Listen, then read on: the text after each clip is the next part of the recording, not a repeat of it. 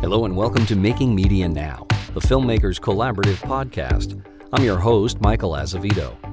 Joining me on this episode is first-time filmmaker Nivi Warches, the director and executive producer of a powerful and thought-provoking new documentary called Degree Burnout. The film uncovers the hidden connections between personal burnout and the climate crisis, revealing them as symptoms of a larger socio-economic metacrisis. With world-class animation, engaging interviews with over 20 experts, and playful humor woven into thought-provoking skits, the film breaks down complex ideas into something accessible, relatable, and impactful. From the history of our food systems to the ripple effects of the COVID-19 pandemic and the intersections of healthcare, politics, and society, this documentary offers a fresh lens on the systemic forces shaping burnout. Here's the trailer. In the heart of the United States, a crisis is brewing. 87% of us have encountered nature's fury. 60% of Americans are grappling with at least one chronic illness. The same percentage are also dealing with burnout. We are burning out these bodies through horrific working conditions. We're talking in the hundreds of thousands a year. They're choosing not to have children. I don't think that we're going back to normal. What's going on? Oh, we could drop dead at any second. We're questioning everything. It's pretty much out of control. It's leading to the degradation of the planet we live on. We should probably just, take a breath and learn a bit more, right? Ready?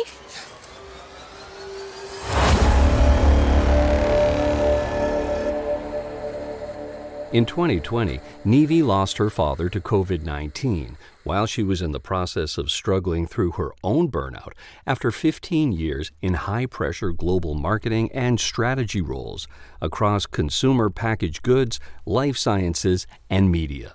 That dual reckoning, grief and exhaustion, became the catalyst for her life's new direction, uncovering the connections between personal well-being, food systems, and planetary health, all of which are explored in Degree Burnout.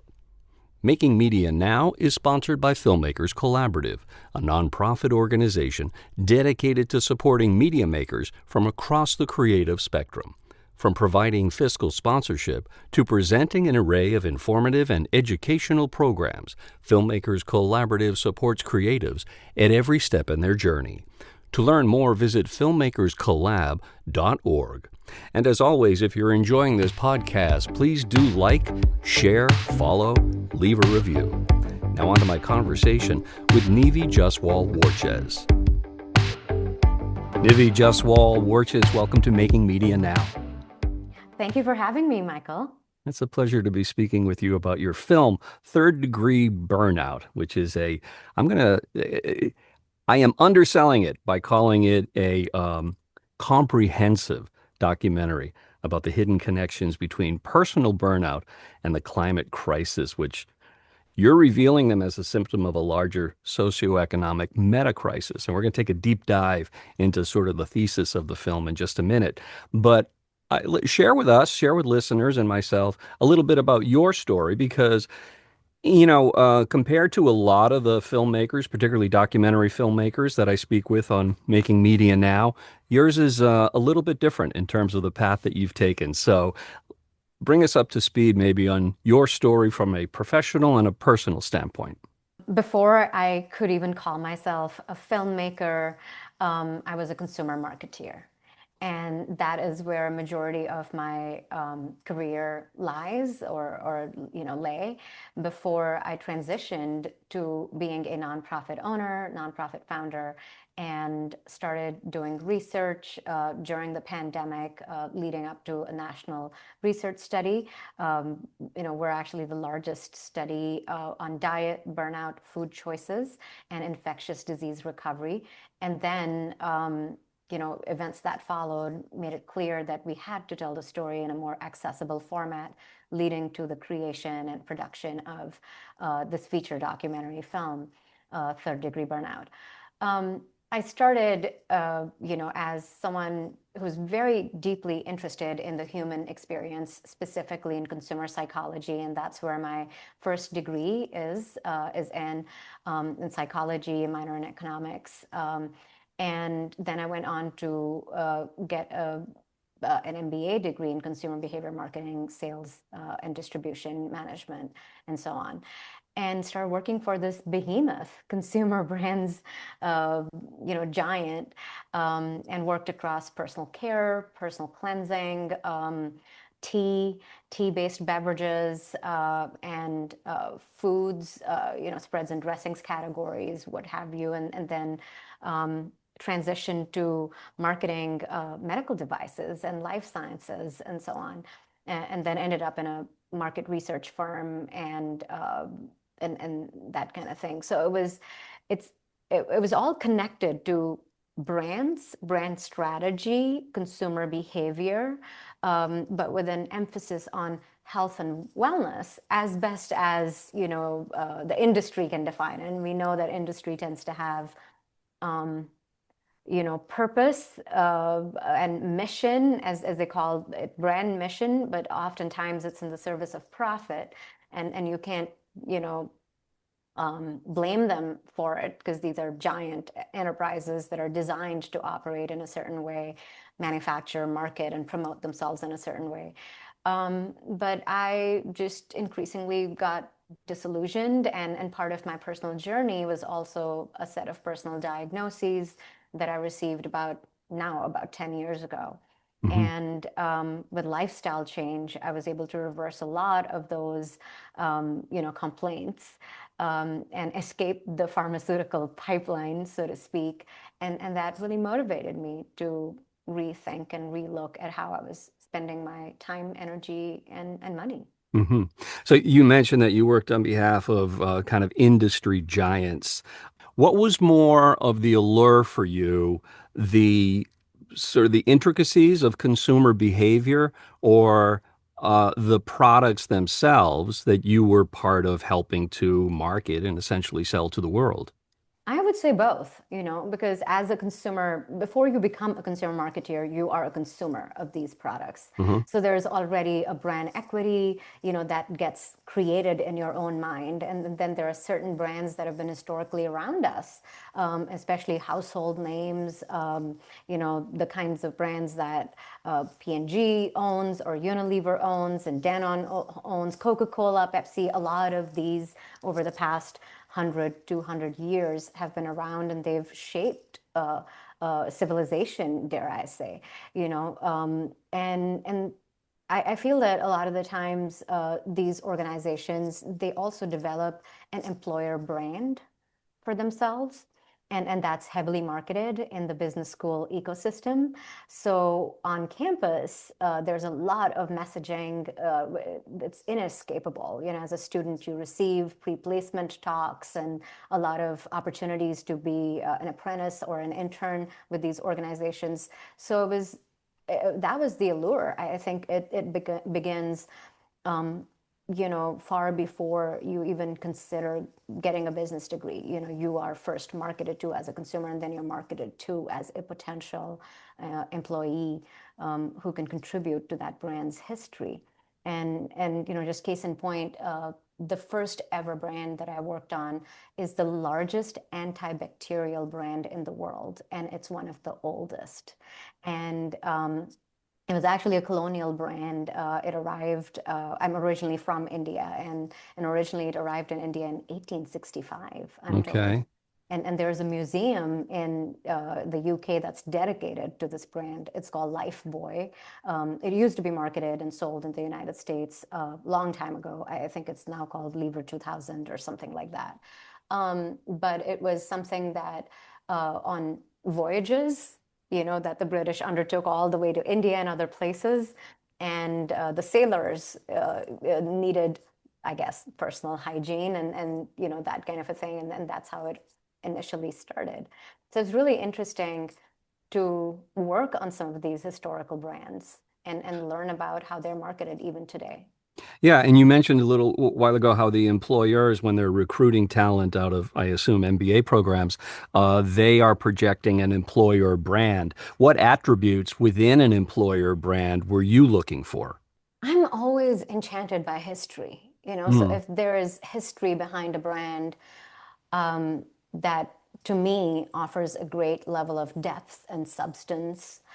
It also tells me that the brand has been able to sustain itself over a period of time and be able to still hold on to its relevance and its distinctiveness. It's still competitive in the marketplace as potentially it may have been 100 years ago, 150 years ago. So that was part of, the attribute.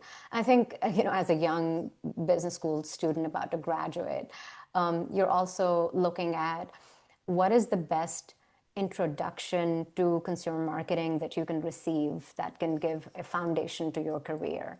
And that was another attribute that I looked at, and scale, the scale of operations, the degree of autonomy, but at the same time, an understanding of how to brand something, how to communicate, how to tell a story. And typically with commercial advertising, you have to tell a story in under 30 seconds. And that's a feat. right. So a lot of those attributes attracted me.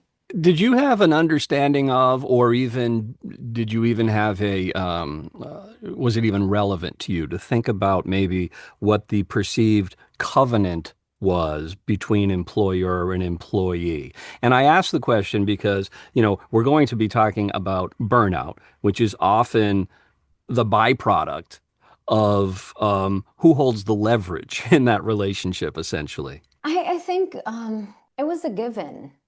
Because like when you're in burnout, that's Freudian slip. When you're in a business school, you're burnt out already. Okay. So you got a preset on burnout. Yes, and it's a So it's the badge of price you pay, in other words, to enter the business world, the corporate world at a particular echelon. yes, and sadly enough, and I would also say that it's a badge of honor. Yeah, that's interesting. So if it's Say more about attractive, that, the badge of honor part. it's attractive to be the last one at work. It's attractive to be spending and burning the midnight oil, and tucked away in a university library. Um, Somebody who's sort of over delivering all the time in projects or taking on a lot of things so that you maintain your resume and be marketable Hmm. and ensure that you not only have curriculum covered, but you also have co-curricular activities covered. So you're part of the debating society. You're part of, I was doing sports. I was doing dance. I'm trained in two different types of classical dance, and and then I was also participating in the debate and declamations, and elocution and all of those things and public speaking, and at the same time working on, getting a degree, and and the electives, right? The more that you can fill your basket, then you're already kind of um, you're coming into work with a toolkit. Hmm. And then I guess that when you haven't ever worked before because you're just young, fresh graduate, then a lot of these companies can receive that training that you received on campus and shape you into whatever their brand culture is Hmm. more easily and make you a soldier. So typically, I feel in hindsight that it's a handoff. It's a handoff from the business school culture that rewards burnout to the corporate culture that also rewards burnout. And you're young, your metabolism is, quick, and you're motivated, you're driven, you want to see the world, you want to travel, and all of a sudden, you're brought into this lifestyle which pays the bills.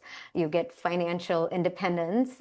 You have business class trips that are, booked by travel desk, and you're just handed this ticket and you go and fly to these different markets. So it's a ticket to um, financial success. It's a ticket to a lot of learning, but it comes at a huge cost. And as with anything that's chronic, like chronic illness, burnout doesn't appear on day one. You sort of, you're cooked into it. Sure. Yeah, yeah. Incrementally. Absolutely. And was it your experience that there was acknowledgement of this trade-off, between yourself and maybe your colleagues or maybe your fellow students when you were in graduate school? In other words, this is the way the game is played, essentially. And that if you want to work for the quote unquote best, you have to show yourself as someone who's going to go above and beyond 24/7. And what might start as kind of an internally driven, sense of vitality becomes something that, if introspection is allowed, if you start to measure that equation, the employee is often on the downside of that equation. Eventually, yes, and definitely that was the case in my case, in my situation, and I think that nothing much has changed, and I don't want to blame business schools for it or corporations for it. I would say that this is a tale as old as time. We have a lot of sayings and proverbs in society around no pain, no gain. The early bird catches the worm, all of those things. And then if your personality is, sort of shaped out of family culture, work culture, role modeling that parents may have, demonstrated as you're growing older, things that you were sort of rewarded for and not rewarded for, you develop this need for achievement. And a lot of that talent pipeline that gets into business schools, that gets into medical schools, that gets into law schools, really universally are persons who are willing to do that. And then companies specifically go recruit and develop employer brands for these sorts of places. So the pipeline continues. And then I think that around mid-management is when typically there are these internal messages around the need for work-life balance that start to emerge. And because if there was no burnout, probably we wouldn't be talking about work-life balance. Correct. If that balance was already there. And so there is that tacit or active, depending on the work culture of the organization, acknowledgement of work-life balance. But is was the need for a work-life balance something that you were hesitant to admit to yourself, and then perhaps even more hesitant to vocalize to colleagues or your employers? I don't think so. I think there's a lot of conversation. Nothing stops conversation. We all talk about the need for health, for instance. The issue, and we discussed this in the film as well, the issue isn't, are we talking about it? The issue is, are we walking the talk? And is the system built such that you can stop talking about it and then do something about it? Yep. And that may be highly variable depending on the organization and the work culture. Sometimes it just comes down to the boss that you have, right? Sure. And people join great companies, they leave bad bosses, and that's another saying. Yeah, so the brands that you work for were global in nature, and so I'm assuming that the observations you were making, the recommendations you were making around consumer behaviors were also global in nature. How much differentiation between consumer behavior, and I know this is a very complex question that I'm asking you to boil down, but the differentiation between consumer behavior, say country to country, how did that correlate, do you think, between people's behavior as consumers and people's behavior as, say, employees of corporations? And I'm asking this question because I'm trying to arrive at your take on the how globally resonant the definition of burnout is. That is a big question. So I'm going to unpack this in maybe 3 parts. Number one, there is an overlap between consumer and employees in a consumer marketing firm. And the overlap is that I might be selling you a soap or a shampoo or a mayonnaise. I'm also consuming those categories, but I'm also marketing you those categories. So there's that one point that's important to understand. The second is that global trends, there are some trends that are universal, whether we acknowledge them or not. For instance, climate change. It is a global, universal phenomenon, right?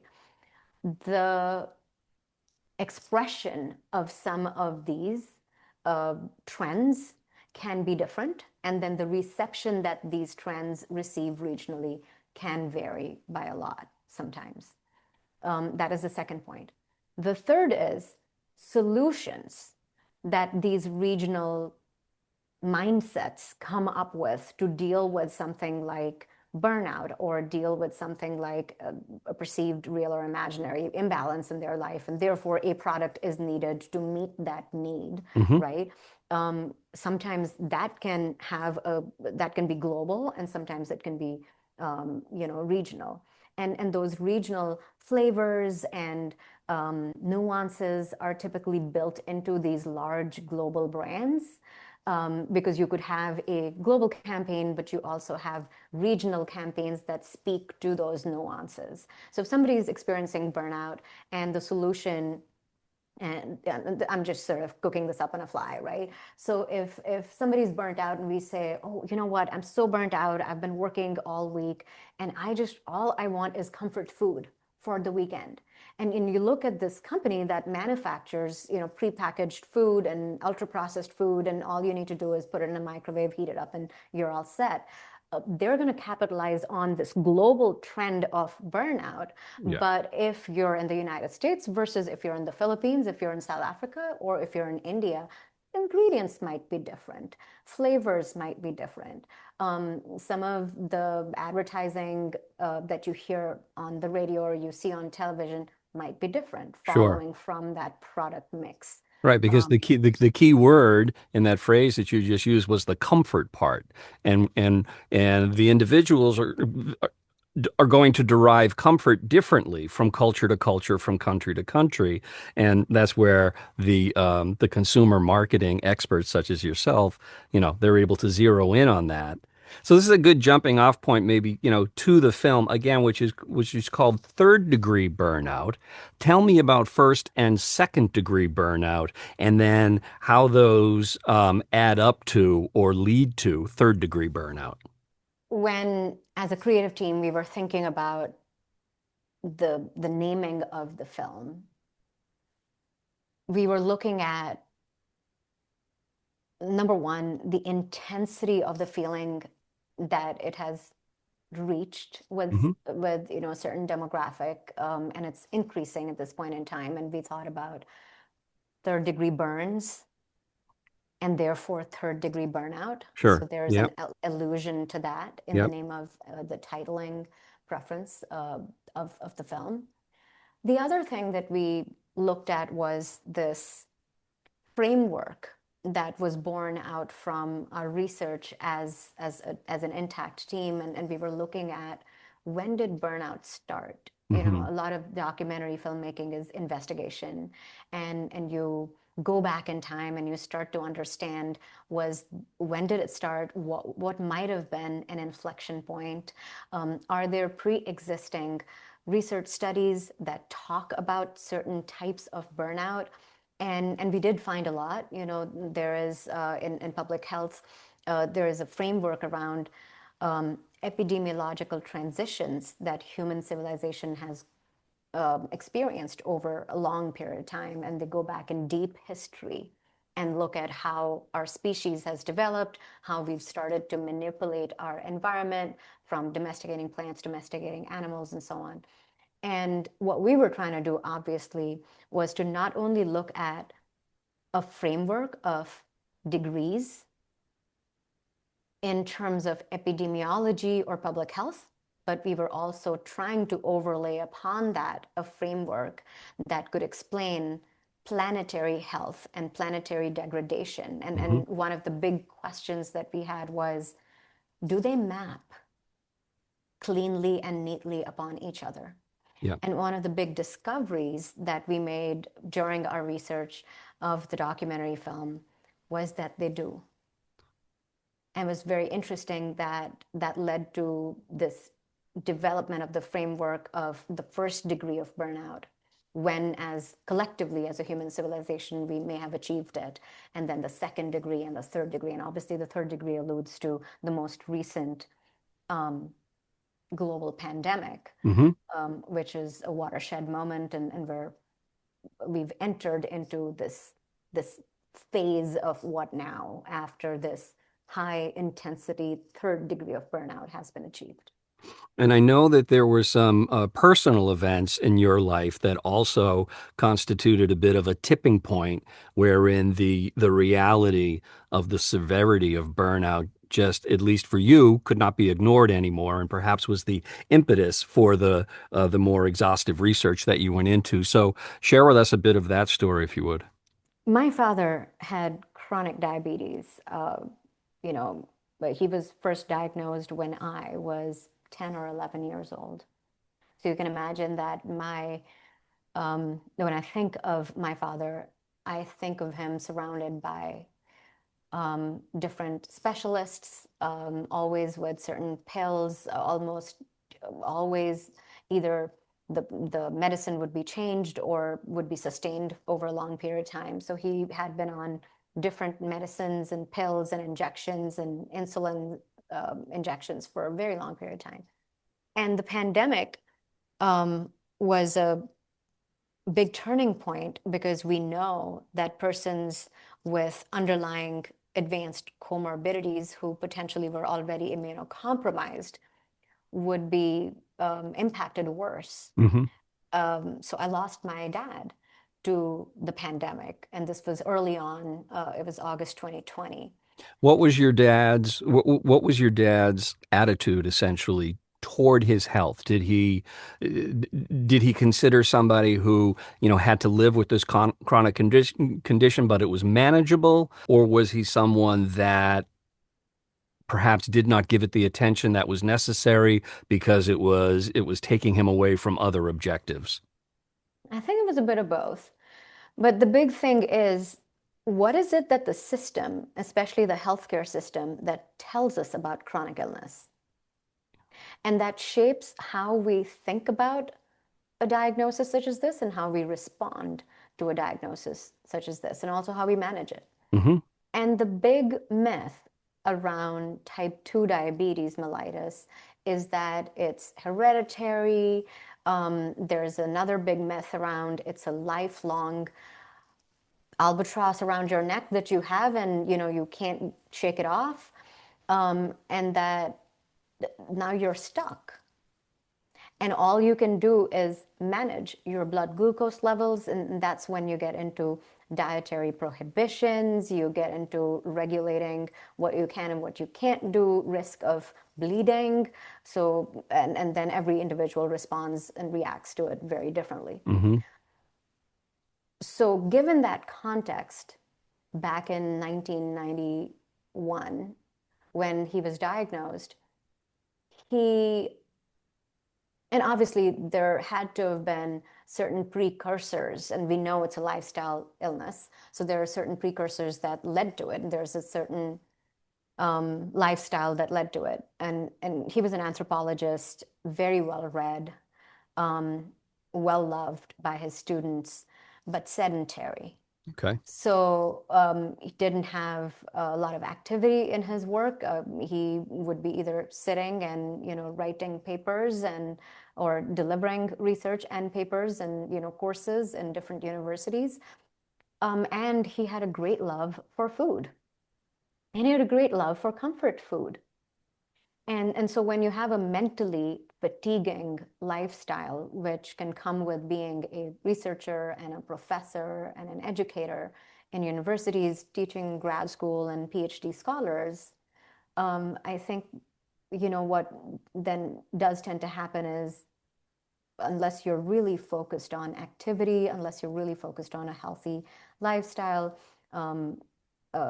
you can soothe yourself with food. And I think that that's exactly what happened. And the culture that I come from in northwestern part of India is a food culture. And you can argue which culture isn't a food culture, but specifically the Punjabi culture, there's a lot of emphasis on mothers cooking and grandmothers cooking, and it's got that Mediterranean style fervor, and people, you get together, you celebrate, and you feast and fast. And even when you're fasting, there's a specific diet for a fast, and that's oxymoronic, right? but anyhow, so Well, the food becomes kind of a metaphor for the love and the cohesion between families and communities and so forth. Exactly. So, he was an outcome of the period in which he was born in, and aren't we all? He was his illness and his reaction to his illness, his attempts at managing his illness was an outcome of the culture and the food culture that he was a part of.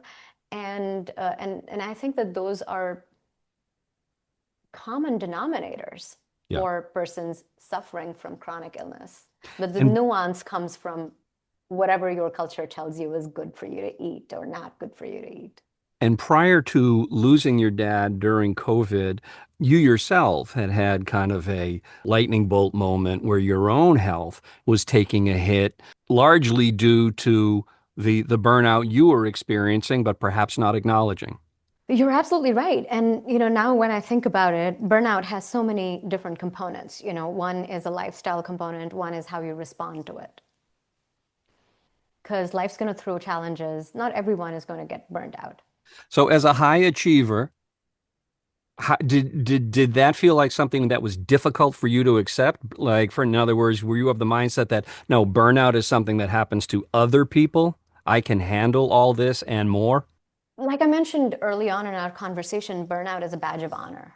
So when you're receiving it as a badge of honor, you're not thinking about what it might be doing to corrode your mental health and your physical health. And that corrosion oftentimes is sinister. It brews very incrementally and slowly. And until you reach a point of no return, oftentimes that is, at a clinician's office when you get told that you have a diagnosis, because that's a point in time, right? That's the point in time when the HbA1c or the blood glucose levels go beyond a certain threshold, and then the medical fraternity sort of show you the yellow card, right? But some of these flags, the early yellow flags, and ultimately before it becomes a red flag, were there. And I think that the big worry at the back of my mind was always knowing what diabetes did to my father. And so my management and the response to some of these early diagnoses was a little different. Okay. I was not sedentary. I was going, and working out. I had personal fitness trainers and those sorts of things. I was looking at scientific studies around food. And the thing that I did not know, Michael, was that science isn't always necessarily scientifically valid, true, and factual. What can pass as science or pseudoscience oftentimes, and that is especially true for nutrition science, is when the industry gets together and funds certain research and then selectively cherry picks what they want people to know about either their products or certain modalities that they want to put their weight behind. And one such modality that has gained popularity over the last 10 to 15 years is ketogenic diet. People want to think about high performance. They want to think about beating back burnout by eating clean and ensuring that you have a clean fuel at a cellular metabolic level. And oftentimes that translates into shunning carbs. That somehow the fuel that you get from carbohydrate is dirty fuel, and what you get from animal protein and what you get from bullet coffee, which really is highly caffeinated beverage mixed with, a medium chain triglyceride like a coconut oil or something, and to dunk it before your strength training workout. And I fell prey to that. So as you can tell, The time period, which was about 10 years ago now, when I received my diagnosis, my reaction to it, my response to it, my perceived solutions for this, which I still perceived as, okay, my dad got it. This was my fate. It was my genetic destiny. Sooner than later, I would have been diagnosed. Now I have this diagnosis. How do I manage it? The set of solutions that I came up with was obviously an outcome of the media messaging and the marketing that I was surrounded by at that point in. And I know that given your personal health experience, losing your dad, before we get to the film, there was the Gaia study. So let's talk about what the Gaia study was, the underpinnings of it, and the relationship between the Gaia study and essentially the thesis or the architecture of your film. When my dad passed, about 8 weeks from then, in the middle of sort of grieving this very abrupt, tragic loss, I started thinking about what did the pandemic mean for me? Not only what it had taken away from me, but what it mean for me. And the one thing that I couldn't escape was the fact that both my parents, my mom and my dad, had been diagnosed on the same day. Both had gone to the hospital. One came back, the other didn't. And what was the difference? And they're exactly the same age. And the difference was lifestyle. The difference was food choices. The difference was in daily activity, frequency of activity, the quality and the nature of activity. And that, led to thinking about how might this translate if we were to look at persons with highly variable dietary preferences, activity preferences, and what did the pandemic mean for them? Not just from an infection standpoint, if they had that infection, but also from dealing with the challenge of living through this terrible, terrible time that we were going through as a civilization. And a couple of, healthcare providers we came together to conceive of this idea in spring of 2021. That's also around the time when I launched my nonprofit and the Divinity Research and Communications program. And we started shopping around for who could be the best, most credible data and research analysis partner for this type of a study. And given my background in corporate, marketing and research and market research and so on, I'd actually had an opportunity to work with some of the best global market research firms, and I knocked on several doors, and finally, Ipsos Global, their public affairs department, we found an ally and a champion in that team, and we went to field in October of 2021. And how exhaustive was this study? And starting the study, what would you say? How would you finish this sentence? The objective of the study is to... The objective of the study was twofold. We had a hypothesis. Can lifestyle impact an infectious disease outcome? Okay. Number one.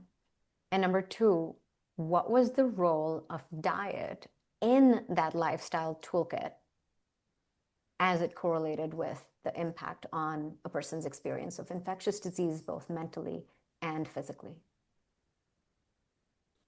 And we were told that, usually if you have around 2,000 people, you get eye to eye, 1,000 people that eat really poorly and don't move at all, and then 1,000 people who really focus on their lifestyle and immunity and, good, clean eating choices, and they're moving very frequently. That is deemed to be a good enough data set, Okay. especially from, good data hygiene. You're going to get good, sound statistical results. Courtesy the team that we'd collected and the motivation of all the volunteers that had come together to form that initial team in the fieldwork phase of this project, we ended up reaching out to 50 plus organizations in the country to recruit and source a convenience sample. So Ipsos Global Public Affairs, they brought to us a national probability sample, which is curated through a proprietary tool that they have. It's called the Knowledge Panel. And that reflects on a normal curve what, the census report would tell us of how Americans eat. Mm-hmm. But in addition to that, we also got a convenience sample, which is a random sample, by just disseminating the survey link through the help of these 50 plus organizations. And lo and behold, we were sitting at the end of field work on a data set with 20,000 respondents. And Wow. That's a large data set. Yeah. Which takes time to digest and metabolize and understand what it means. But also given the nature of the samples that we had, one was a national probability sample, the other was convenience sample, we also needed to find a bridge to be able to combine these two data sets in a sensible manner, because it's not a simple addition, because the basis of both the samples is so different. And that took time, that took a lot of experts. Thankfully, Ipsos was up to the job. We had chosen well in our research partner. And we soft released this research study, the infographic and the report. It's really exhaustive. And we built a special microsite for it. It's called the GaiaStudy.org. We released it in spring of 2024. But what we did before that was sort of digest all of this data and run a specific analysis based on that data. It's called a consumer segmentation analysis. And what it means is, were there any clusters of individuals that were naturally emergent from the different behaviors and motivations around lifestyle choices that we saw in the data set? And were these discrete clusters symbolic of the ways that these people had chosen to live and react to the pandemic, and how they were eating and how they were fueling themselves, and how, were they vaccinated, not vaccinated, those sorts of things. And this analysis is the gold of the Gaia study. Okay. And that gold, typically, when consumer segmentation analyses are done, in a consumer brands kind of a framework, it's syndicated studies. Nobody ever gets to know about it except the employees who've commissioned that study, and how they can use the findings to play their product portfolio better, launch a new brand variant, adjust their pricing strategy, turn it into an advertising campaign that would make sense, and so on. But in the nonprofit structure, what we did was we wanted to turn this consumer segmentation insights and evidence into storytelling. And that idea of weaving this into story then gave rise to the thought of creating a documentary film. Creating a documentary. And you're a first-time documentary filmmaker. I know you had a co-director, Darren Suffolk. Had you ever watched documentaries before that took such a somewhat arcane, complex body of information that originated in, rigorous, maybe even academic study format, and then it was translated to be an engaging, highly visually engaging a documentary film? Was there any template that you had in mind, or any other documentary that might have served as an inspiration or an influence? I wouldn't say template, but inspiration, yes. Okay. And there are a few different, works and even methods of journalism, Mm-hmm. And let me separate these two, because journalism, there's an overlap, obviously, between documentary film and solutions journalism. But again, they tend to be treated as two different, categories.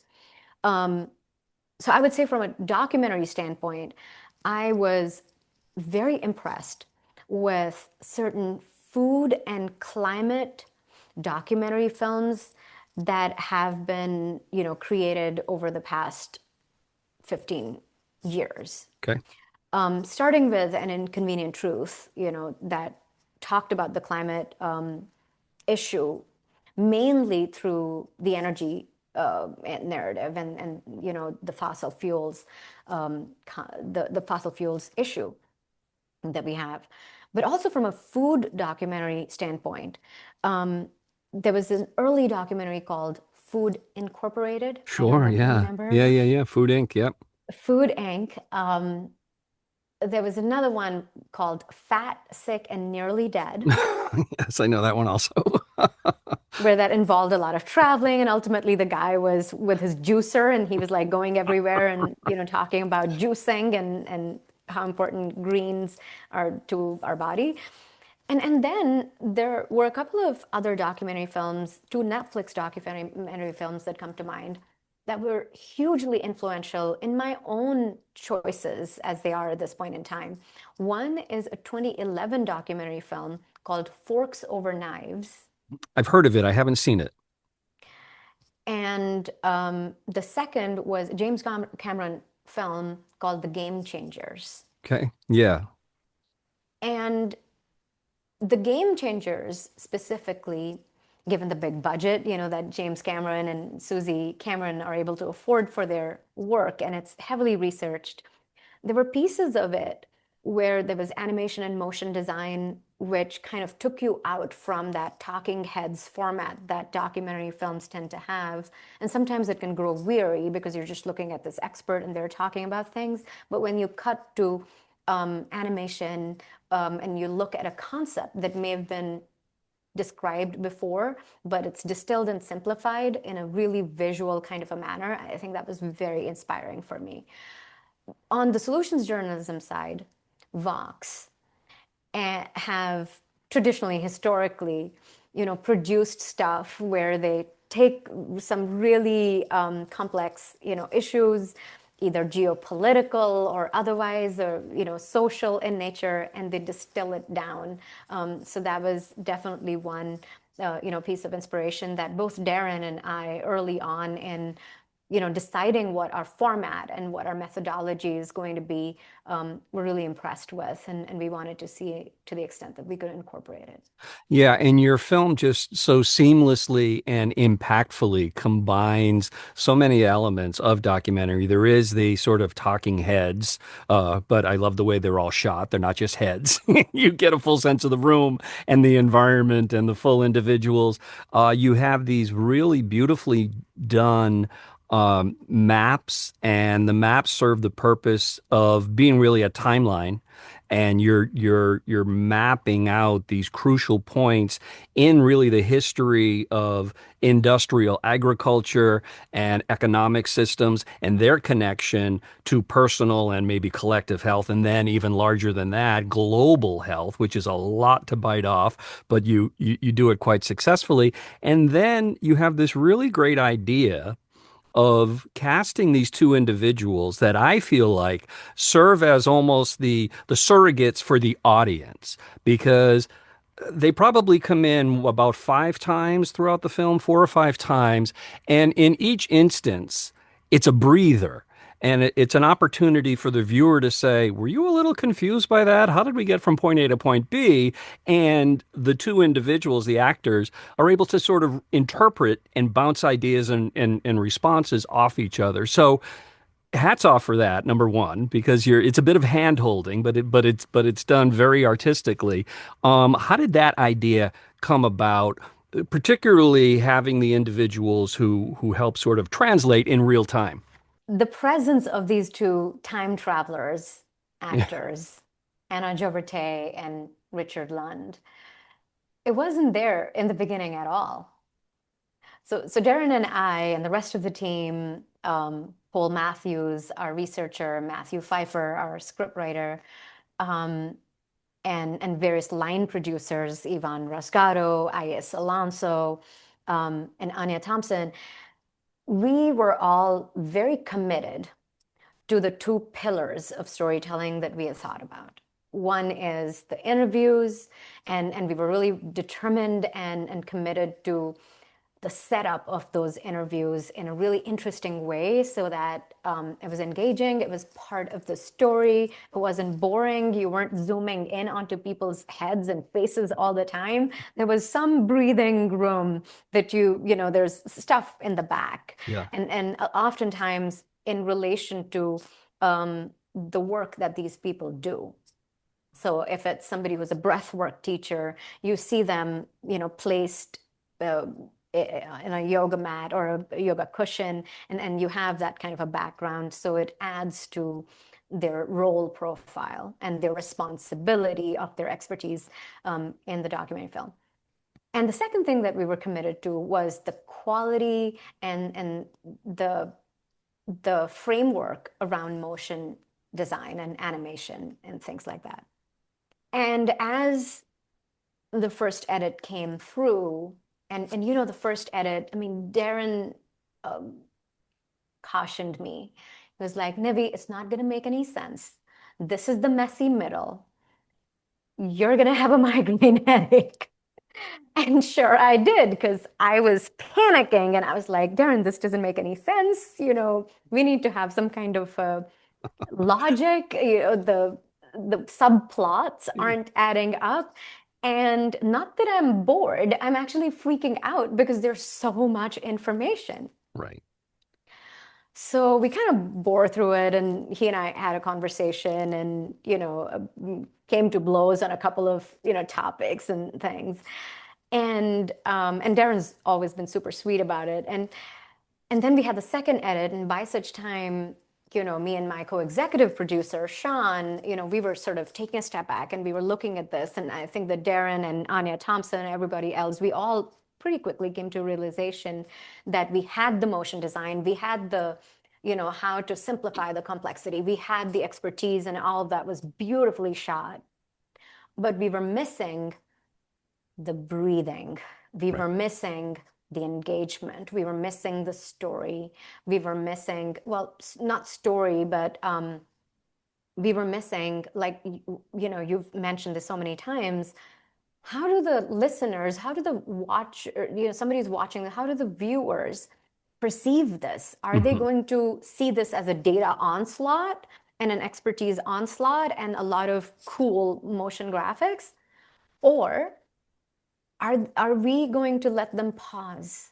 And that storytelling inbuilt through these skits offer, that pause. And you mentioned 5, and I remember talking to Darren about how many do you need for people to even, register that this is happening?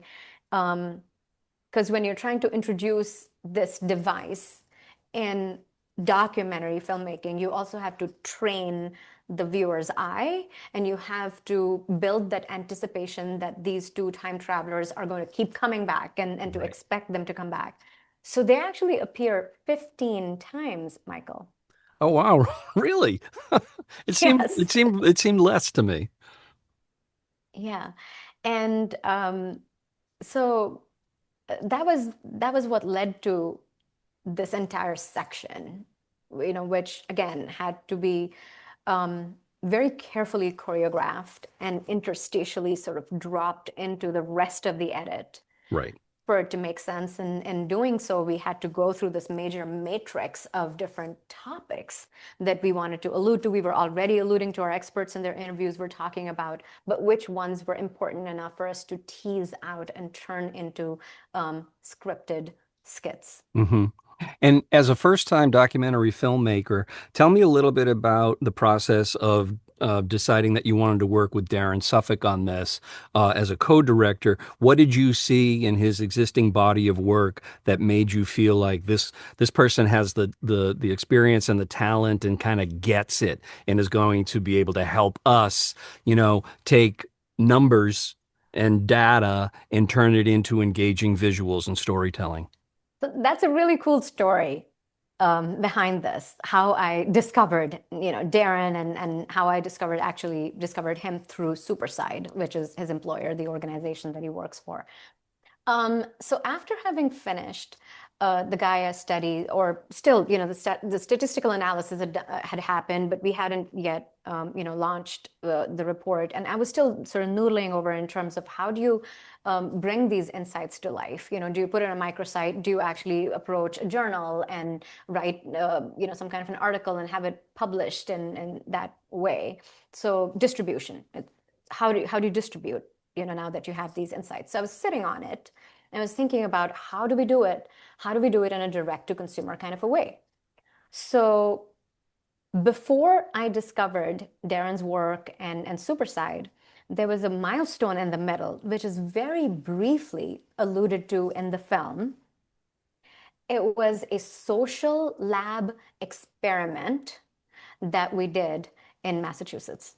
And we recruited about 15 people, entirely random sample, blindfolded them, got them to taste 5 different plant-based products, which were lookalikes of traditionally, what would be meat and dairy products and so on. And we asked them to fill out some forms and things like that. And that was all video recorded. And we were really curious as to how we could take the Gaia study and its insights and the results from this video recorded social lab experiment and overlay upon that climate-based storytelling. Because up until now, the Gaia study is pandemic and burnout and lifestyle choices. This one is more around food choices and some conversations with certain experts that we subsequently did along with the blind taste testing with these respondents. And how do you overlay climate and so on? So I had many ideas in my mind in terms of how we take these 2 bodies of work and the aspiration of overlaying expert opinion around climate and climate anxiety and so on. And I started looking around for a very specific type of creative partner. And so I was looking, and my search really involved, number one, they need to be able to understand commercial advertising, because that's the background I come from, and I know that in health-based or planet and climate change-based public messaging, we rarely ever achieve the sophistication of commercial consumer marketing and consumer advertising. So I wanted to work with a creative partner that understood the ethos of that and would bring that production value and quality, and a product orientation, with that. The second thing was, did they have scale? Did they have a large team? Would they be able to bring specialists and assemble a bespoke team with all the different ideas that I had in mind, with motion graphics and animation, because not every production house has Service that, sure. Yeah, so either you can have great cinematography, or you can have this, or you can have great AI usage and leveraging some of those new technologies. And in interviewing many, I finally zeroed in on to Superside. And when we got into, extended sort of conversations around how this would be realized and manifested, my point of contact introduced me to one of their creative services director, who was, Darren. And when I looked at Darren's profile, he's done amazing work commercially, but he's also done work for the BBC.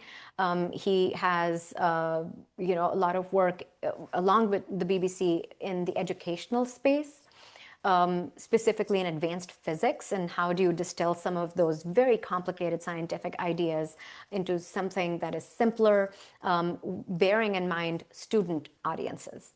Sure. So all of this seemed to be sort of coming together in a really nice way. And when we started discussing all of my other ideas, Darren very generously, offered to assemble a team from within Superside, which he believed could service this specific project.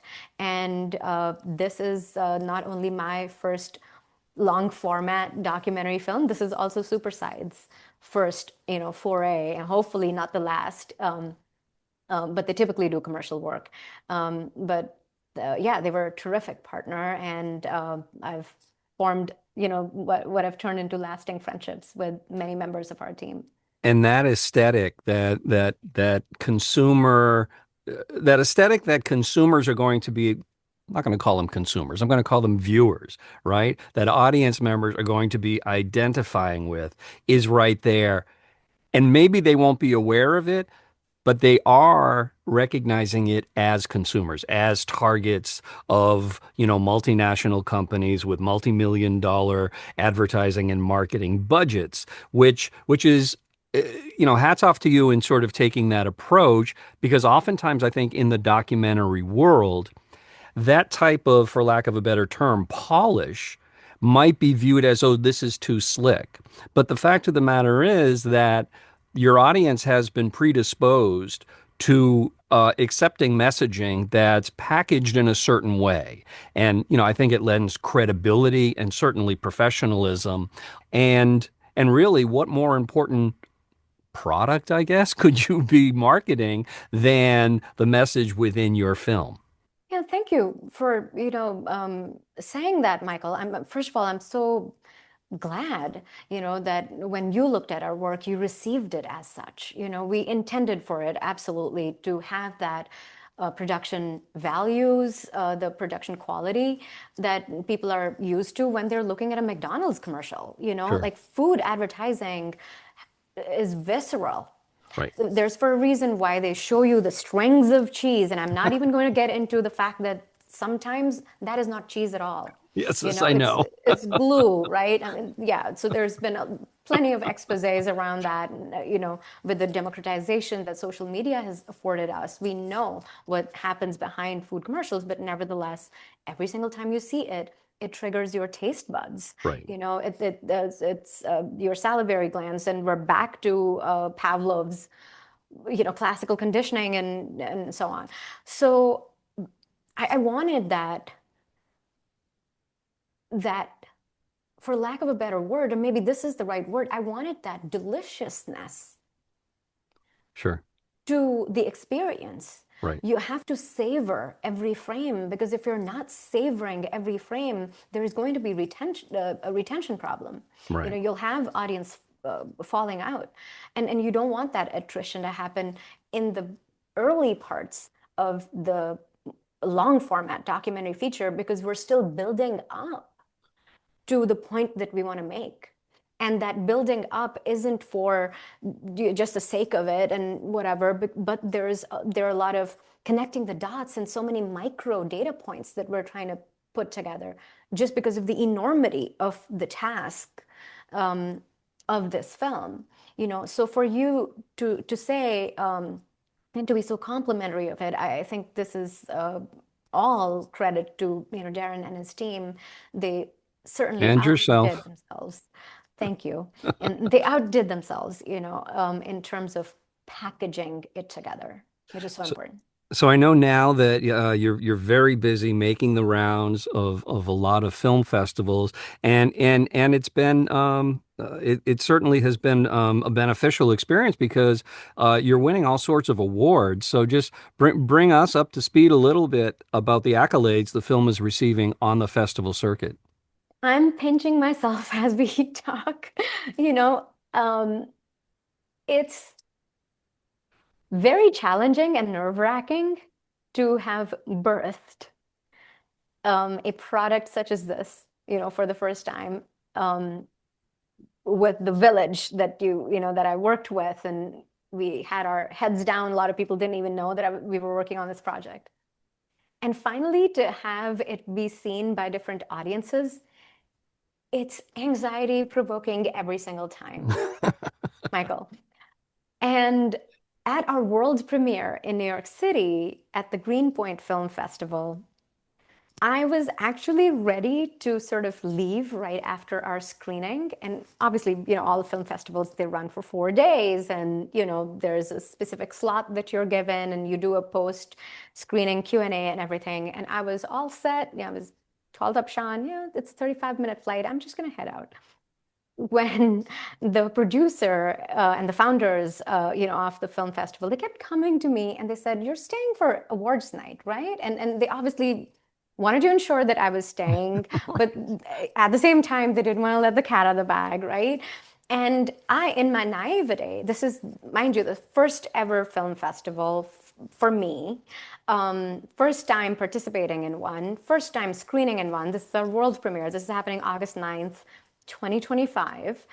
And I keep thinking, maybe they don't have enough people joining them for awards night. They want me to stay. And that certainly wasn't the case. This is this film festival is run for 15 years. It's a very prestigious film festival. And they announced all the smaller awards before, and then we got Best Documentary Feature. Wow. And I couldn't believe myself. I didn't have a speech. I wasn't ready for it. So I said what I did on stage. It was completely authentic, therefore, and straight from the heart in the moment. And since then, the recognition that this film has received across the film festival circuit has just been amazing.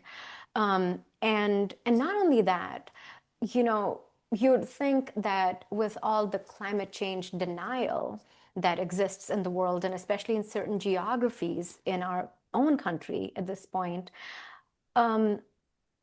I had a feeling that maybe we would have better reception in certain areas, and therefore by certain film festivals, and some others would steer clear of it.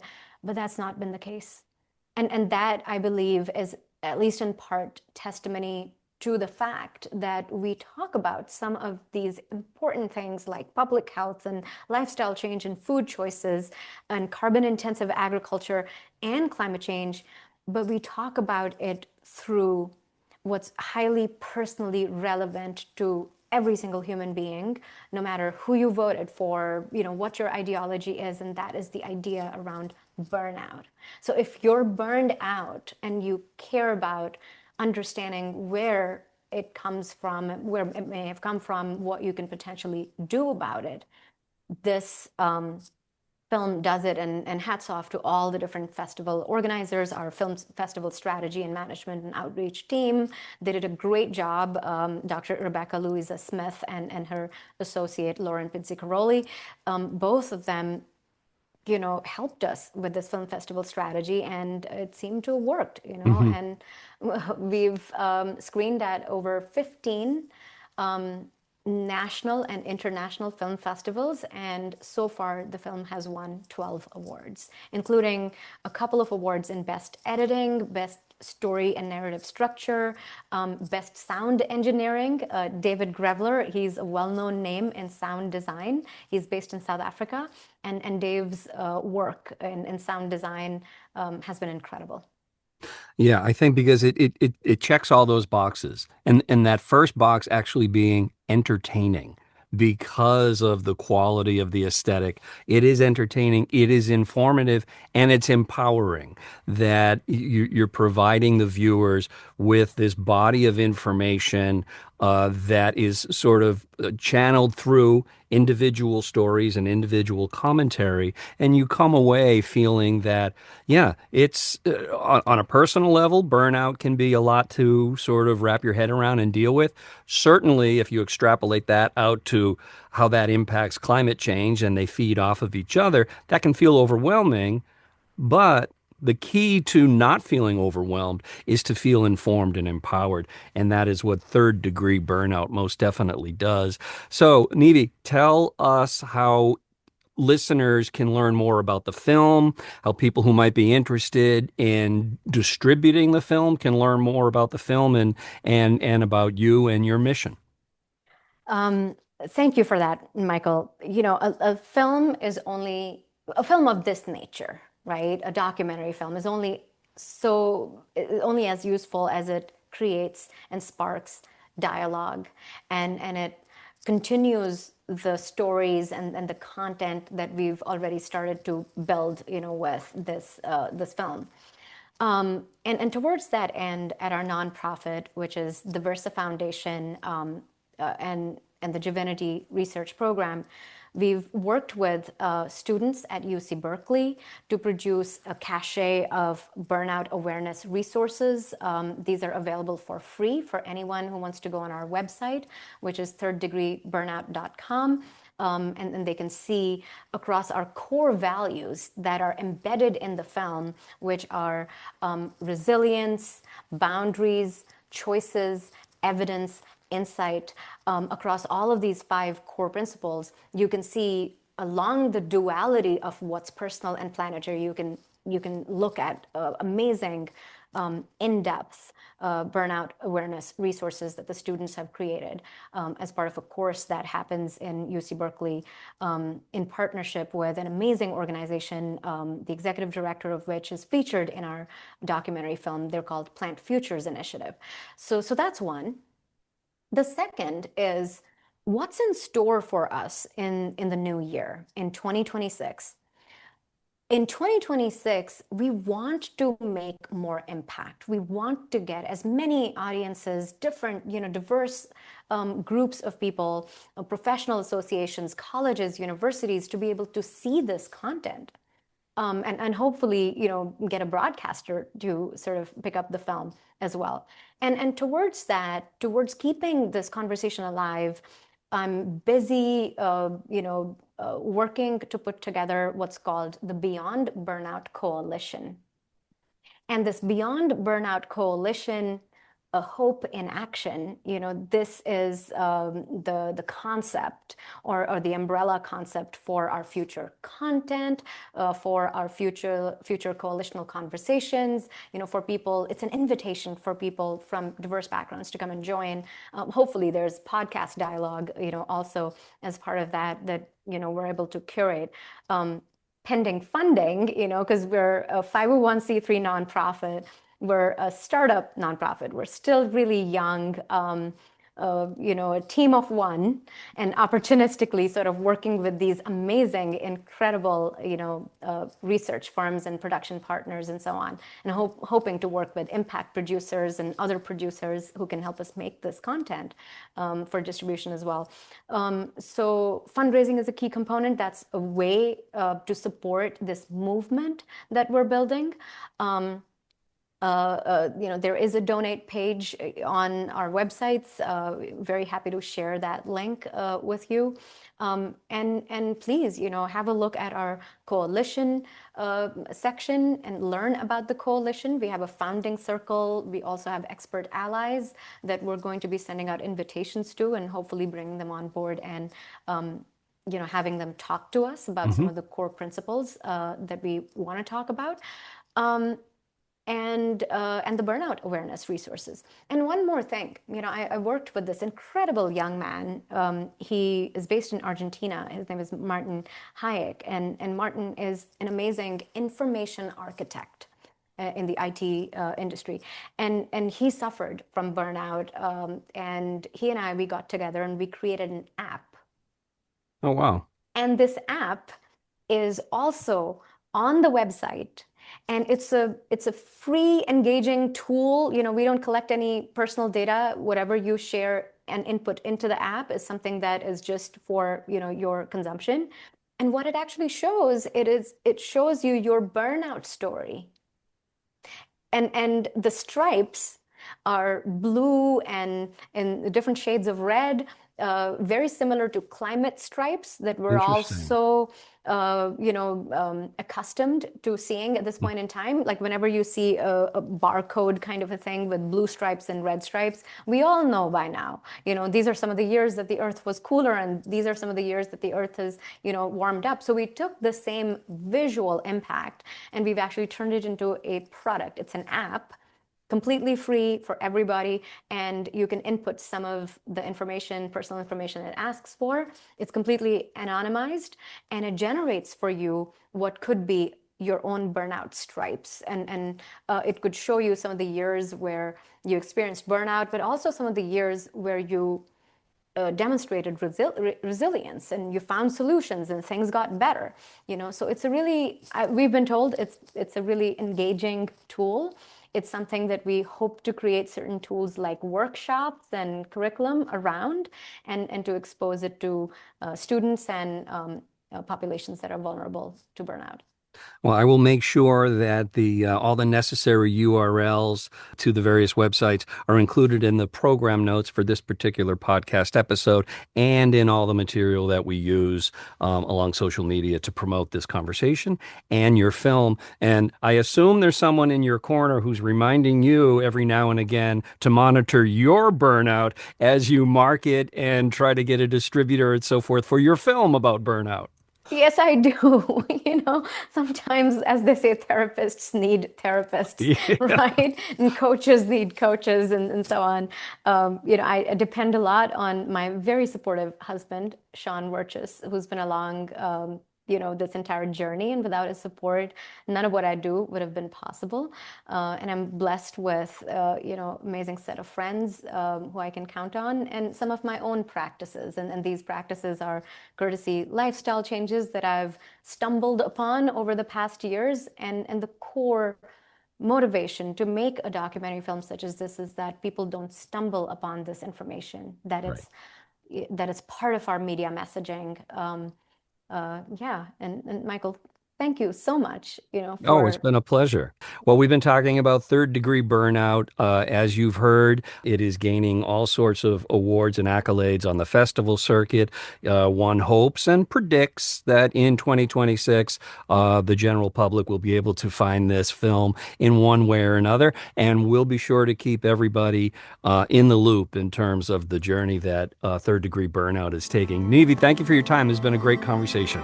Thank you so much, Michael.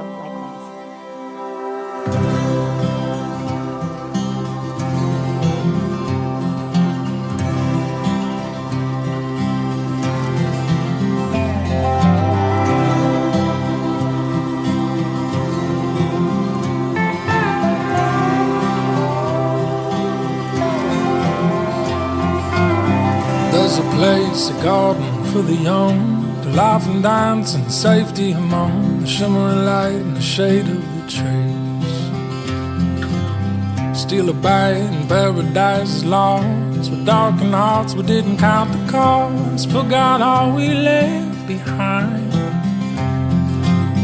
Life picks up speed before you know, we hold on for dear life, oh Lord. We're too proud to turn back now. One day it all falls down and breaks our heart, and it breaks our crown, brings us down where we see it's gonna be alright.